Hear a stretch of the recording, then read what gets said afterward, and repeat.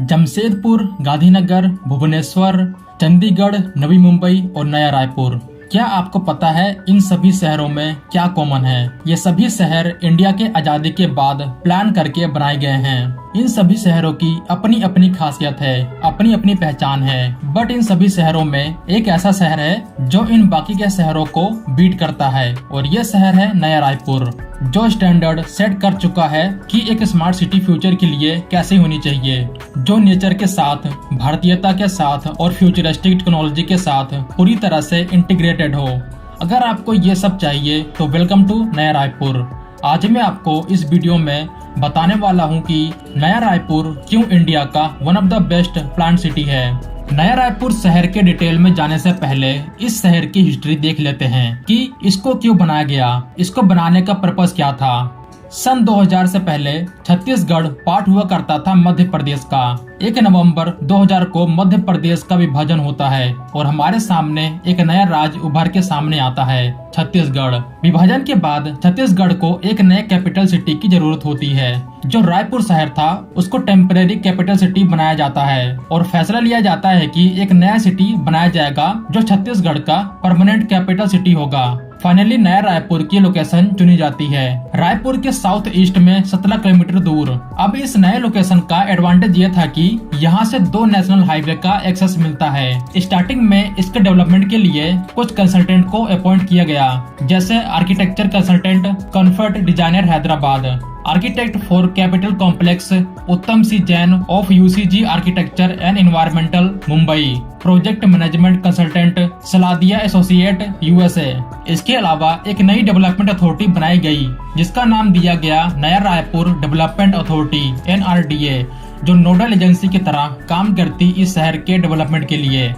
Basically सारे development के काम ये एजेंसी देखने वाली थी। इनका एम था 21st सेंचुरी की एक ड्रीम सिटी बनाना। यही कारण था कि इसके प्लानिंग में 5 साल से ज्यादा का टाइम लगा। SR श्रीवास्तव जो चीफ इंजीनियर हैं NRDA के, इन्होंने दुनिया के कुछ बेस्ट टाउनशिप का विजिट किया जिनको फ्यूचर को ध्यान में रखकर बनाया गया था, ताकि जितने भी चैलेंजेस होते नए सिटी के लिए उनको खत्म किया जा सके। इनका विजन था एक ऐसा शहर बनाना जो सेल्फ सस्टेनेबल हो, सिक्योर और सेल्फ सफिशिएंट सिटी हो फ्यूचर के लिए। इस शहर की प्लानिंग सिर्फ एडमिनिस्ट्रेटिव पर्पस के लिए नहीं थी। यहाँ पे प्लानिंग थी 2031 तक 5.5 लाख पॉपुलेशन को सेटल करना।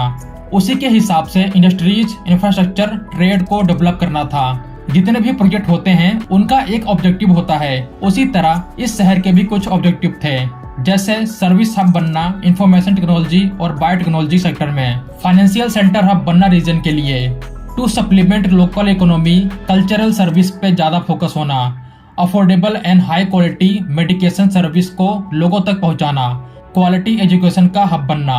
अब समझते हैं कि इसको बेस्ट प्लान सिटी क्यों माना जा रहा है इंडिया का। जब हम देखते हैं मुंबई, दिल्ली, बेंगलोर जैसे मेगा सिटीज को, तो इनको देखकर लगता है कुछ भी प्लान करके नहीं बनाया गया, और बिना किसी प्लानिंग की वजह से सबसे बड़ा नुकसान होता है ओपन स्पेस का। इन शहरों की पॉपुलेशन बहुत ज्यादा है और स्पेस कम, तो 1 इंच की जमीन की भी बहुत ज्यादा वैल्यू होती है। जब हम नया रायपुर को देखते हैं तो यहाँ ये शहर जितना बड़ा है उसका आधा एरिया सिर्फ ग्रीन स्पेस और रोड के लिए है। जरा सोच के देखिए, एक शहर के आधे एरियाज में रोड और ग्रीन स्पेस है। इस ग्रीन स्पेस में आपको कुछ पार्क मिलेंगे, पेड़ मिलेंगे, छोटे छोटे तालाब मिलेंगे, जो कि इसको इंडिया के बाकी के शहरों से अलग बनाती है। और यही इस शहर की सबसे बड़ी खासियत है। इस शहर में कम से कम मोटराइज्ड ट्रांसपोर्ट यूज हो, इसके लिए रोड्स में आपको साइकिलिंग के लिए अलग से ट्रैक देखने को मिलेगा। नया रायपुर से पहले हमने 2 नए प्लान सिटी डेवलप किए जो अपने आप में खूबसूरत शहर हैं। यह है चंडीगढ़ और गांधीनगर। इन दोनों शहरों में जिस डिजाइन पैटर्न का यूज हुआ है वही पैटर्न आपको नया रायपुर में भी देखने को मिलेगा। यह है ग्रिड आयरन पैटर्न, जो एरियाज को सेक्टर में डिवाइड करता है। इन सेक्टर की प्लानिंग की गई है वेरियस फंक्शन के लिए। जो राज्य का कैपिटल कॉम्प्लेक्स है वो आपको शहर के साउथ ईस्टर्न एज के मिडिल में देखने को मिलेगा। आज दुनिया ग्रीन फ्यूल की ओर बढ़ रही है। जो वैल्यू है वाटर की उसको भी धीरे धीरे समझा जा रहा है। इन दोनों ही चीजों का इस शहर में ध्यान रखा गया है। यहाँ एनर्जी प्रोड्यूस करने के लिए सोलर एनर्जी का यूज किया जाता है और इस शहर की सबसे बड़ी बात यह है कि यहाँ पानी का जरा सा भी वेस्ट नहीं किया जाता। रेन वाटर हार्वेस्टिंग को अच्छी तरह से मैनेज किया जाता है। नया रायपुर डेवलपमेंट अथॉरिटी ने 55 जलाशय का निर्माण किया है इस रीजन में। यहाँ जितनी भी पब्लिक बिल्डिंग्स आपको देखने को मिलेंगी उन सभी को ग्रीन बिल्डिंग कॉन्सेप्ट के आधार पर बनाया गया है। आपने ढोलेरा SIR का ABCD बिल्डिंग का नाम सुना होगा, जिसका पूरा नाम है administration business centre for Dholera SIR। Basically इस बिल्डिंग से पूरे ढोलेरा को ऑपरेट किया जाएगा। यह सेंट्रल कंट्रोल रूम होगा ढोलेरा के लिए, यानी शहर में कहाँ पे दिक्कत है, शहर को क्या चाहिए, शहर की सेहत कैसी है, शहर में इमरजेंसी क्या है, ट्रैफिक कैसा है, इन सभी चीजों को इसी बिल्डिंग से ऑपरेट किया जाना है। ढोलेरा के इस कॉन्सेप्ट से पहले नया रायपुर इसको बना चुका है, जिसका नाम है CCC command and control centre, जो एक सेंट्रल हब है सिटी मैनेजमेंट का। यह डेटा सेंटर है शहर का, और मुझे पर्सनली यही लगता है कि इस तरह मैनेजमेंट सिस्टम देश के हर एक शहर में होना चाहिए, जैसे दिल्ली, मुंबई, बेंगलोर, कोलकाता। ये शहर साइज में बड़े हैं, तो इनको जोन में डिवाइड करके 2 से 3 इस तरह की सेंटर एडमिन मैनेजमेंट बिल्डिंग को बनाया जा सकता है। ये अच्छा रहेगा। इस शहर की एक और खासियत है, वो है जीरो सीवेज डिस्चार्ज सिस्टम। नया रायपुर ऐसा शहर है जिसको जीरो सीवेज डिस्चार्ज सिटी का खिताब मिला है। इस शहर को इक्विप्ड किया गया है decentralize sewage and water management program के लिए। जैसा कि मैंने आपको अभी कहा कि इस शहर में वाटर का वेस्ट न के बराबर होता है। यहाँ हर तरह के वाटर को रिसाइकल किया जाता है। इस शहर में 4 सीवरेज ट्रीटमेंट प्लांट है, जहाँ से वाटर को रिसाइकल करके उनका यूटिलाइज किया जाता है।